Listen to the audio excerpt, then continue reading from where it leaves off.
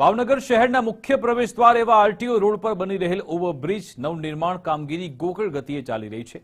ઓવરબ્રિજની કામગીરીને 3 વર્ષથી વધુ સમય વીત્યો તેમજ બ્રિજ નિર્માણની સમય મર્યાદા પૂર્ણ થઈ તેમ છતાં હજુ 30% કરતાં વધુ કામગીરી બાકી છે। ઓવરબ્રિજની અધૂરી કામગીરીના કારણે લોકોને પારવાર મુશ્કેલીનો સામનો કરવો પડી રહ્યો છે।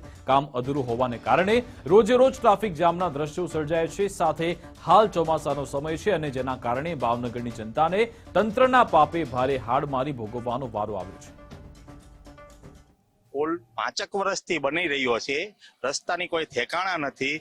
હાલતા ચાલતા શાસ્ત્રીનગર વાળા રસ્તા બંધ કરી દે, જે રસ્તો ચાલુ છે ના મોટા મોટા ખાડા છે, આ કોઈ ધ્યાન દેતું નથી। પણ આ પુલ ક્યારે પૂરો થશે એનું કઈ નક્કી નથી। એમ્બ્યુલન્સ પણ સલવાઈ જાય છે, એમ્બ્યુલન્સને ફરીને લઈ જવી પડે છે। શાસ્ત્રીનગરમાં બધા રસ્તા બંધ કરી દીધા છે, પ્રશાસન કોઈ વસ્તુ જોતી નથી, ચાલે છે લોકો પણ કોઈ જોવા આવતું જ નથી। જો કે આ મામલે ભાવનગર મહાનગરપાલિકાના સ્ટેન્ડિંગ કમિટીના ચેરમેનને પૂછતા તેમણે ગોળ ગોળ જવાબ આપી છૂટવાનો પ્રયત્ન કર્યો, પરંતુ હાલ તો ભાવનગરની પ્રજા ડિસ્કો રોડના કારણે હેરાન પરેશાન થઈ ચૂકી છે। ડિઝાઇનો જે રીતે આવી રહી છે, આ તમામ ડિઝાઇનો આવી ગઈ છે અને કામ અત્યારે જે સ્પીડ છે એ ઘણી બધી સ્પીડમાં કામ થઈ રહ્યું છે।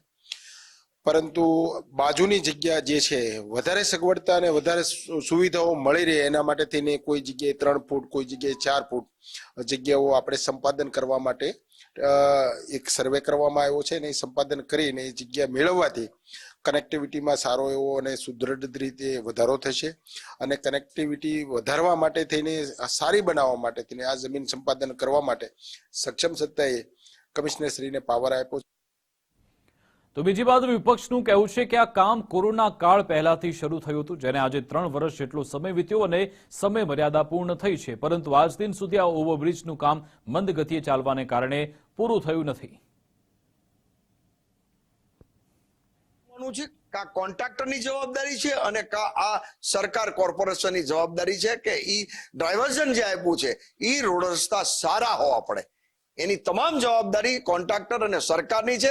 આજે લોકો હેરાન પરેશાન થઈ, એમાં ચોમાસું છે, ખાડા પડે, અવડાવડા 1-1 ફૂટ જેટલા ખાડા પડી ગયા છે, તો લોકો હેરાન પરેશાન। અમારે જ રસ્તા ઉપરથી પસાર થવું પડે છે।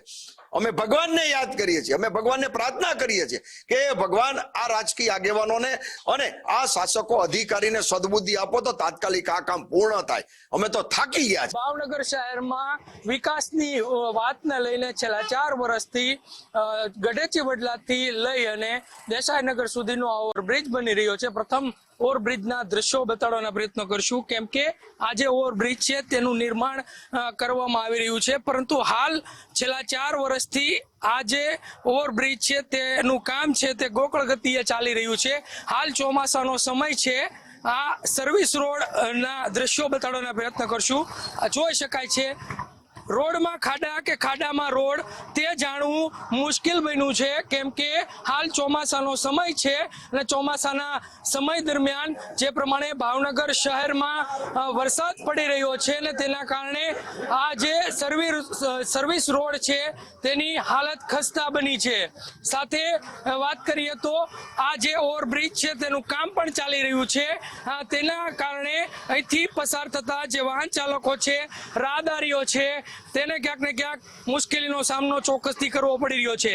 સ્થાનિકો દ્વારા અનેક વખત રજૂઆત કરવામાં આવી છે, પરંતુ આ જે ઓવરબ્રિજનું જે નિર્માણ થઈ રહ્યું છે તે માત્ર ગોકળ ગતિએ ચાલતું હોય તેવું ચોક્કસ લાગી રહ્યું છે। ને આ રોડમાં જે પ્રમાણે સર્વિસ રોડ છે તેમાં ખાડા હોવાના કારણે અહીંથી પસાર થતા જે વાહન ચાલકો છે તેને ક્યાંક ને ક્યાંક પારાવાર મુશ્કેલીનો સામનો કરવો પડી રહ્યો છે। આ એ જ વિસ્તાર છે જે ભાવનગરનો મુખ્ય વિસ્તાર ગણવામાં આવે છે અને અહીંથી ઇમરજન્સી સેવાઓ માટે એમ્બ્યુલન્સો પણ અહીંથી અવર જવર કરતી હોય છે, પરંતુ નિંભર તંત્ર કહીશું, કેમ કે આ રોડમાં ખાડા કે ખાડામાં રોડ તેના કારણે અહીંથી પસાર થતા જે વાહન ચાલકો છે તેને પારાવાર મુશ્કેલીનો સામનો અત્યારે હાલ કરવો પડી રહ્યો છે। કેમેરા પર્સન તુષાર કામળિયાની સાથે કુણાલ બારડ, ગુજરાત ફર્સ્ટ, ભાવનગર।